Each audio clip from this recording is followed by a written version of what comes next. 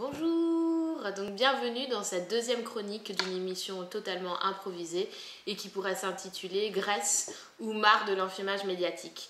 Donc la semaine dernière, Louis Michel fustigeait l'intransigeance du gouvernement grec, Christine Lagarde affirmait vouloir discuter avec des adultes, Monsieur Dasselbaum, au terme de la réunion de l'Eurogroupe de samedi dernier, déclarait que si le gouvernement grec n'était pas prêt à accepter les propositions qui lui sont faites, alors il avait un problème de crédibilité. Et enfin, ce matin, le Premier ministre belge, Charles Michel, regrettait l'irresponsabilité du gouvernement de Tsipras.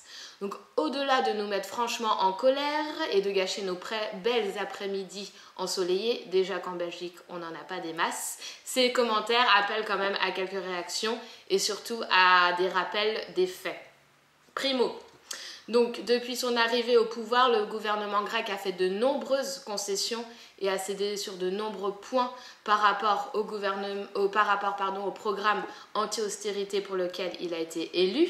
Donc il s'est engagé à poursuivre les privatisations, il s'est engagé à dégager des surplus budgétaires, 1% en 2015, 2% en 2016, 3% en 2017 et 3,5% dès 2018. Et le summum des concessions, c'était lundi 22 juin, donc après un week-end de manif, on était au taquet. Qu'est-ce qu'on apprend? 22 juin, le gouvernement de Tsipras présente un projet d'accord dans lequel il y a l'augmentation de la TVA, le remplacement du supplément des pensions pour les plus pauvres et la réduction des possibilités de partir en pré-retraite dès 2016 et la suppression carrément des pré-retraites dès 2025.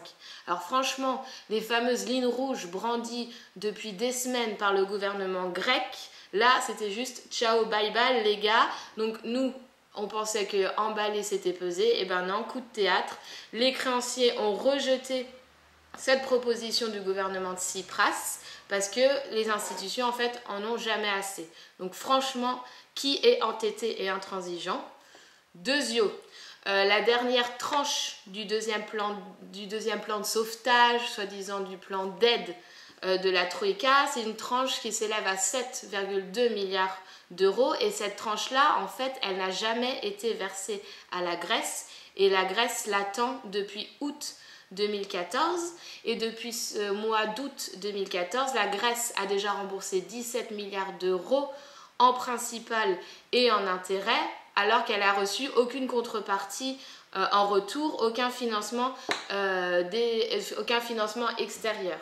Et parmi ces 17 milliards d'euros, le gouvernement de Tsipras lui a remboursé 7,2 milliards d'euros depuis son élection fin janvier, alors que les institutions européennes, les créanciers, elles, n'ont déboursé aucun euro à la Grèce, rien du tout, nada, walou, kutchi. Alors franchement, qui est intransigeant?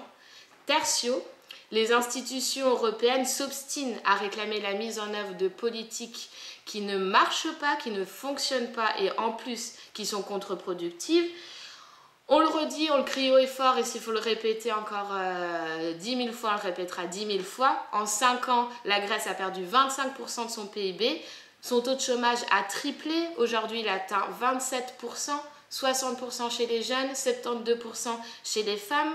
Sa dette publique, qui était à 129% de son PIB en 2009, du coup avant que la Troïka intervienne, aujourd'hui, cette dette publique, elle atteint 177% du PIB en juin 2015. Et en plus, les institutions européennes ont reconnu elles-mêmes que elles ont reconnu elles-mêmes avoir sous-estimé l'impact négatif de l'austérité sur la croissance et les inégalités. En 2013, le FMI reconnaissait lui-même que le premier plan d'aide octroyé à la Grèce avait abouti sur des échecs notables. La commission d'audit de la dette grecque a dévoilé en plus que le FMI savait, avant de voter le premier mémorandum, que les mesures d'austérité prescrites à la Grèce allaient détruire le tissu social et l'économie du pays. Donc franchement, qui a un problème de cohérence et de crédibilité? En fait, si on reprend tous ces arguments, le gouvernement d'Alexis Tsipras, il est autant intransigeant que Claude François était doué en bricolage. Donc vraiment là en fait le gouvernement de Tsipras a fait même trop de concessions et la question que nous on se pose c'est où ce gouvernement va être prêt à aller pour répondre aux exigences des créanciers et le gouvernement grec n'a même pas à chercher à être crédible devant des institutions non élues, il doit chercher à rester crédible devant le peuple grec en respectant le mandat qu'il lui a confié. Donc arrêtons-nous aussi d'être seulement spectateurs de ce feuilleton interminable et rentrons enfin sur scène pour exiger la fin de l'austérité en Grèce comme en Belgique. Donc voilà, c'était la deuxième chronique de cette petite émission CADT mienne improvisée, la Grèce ou marre de l'enfumage médiatique. Et ben d'ici demain, portez-vous bien et des bisous. Bisous!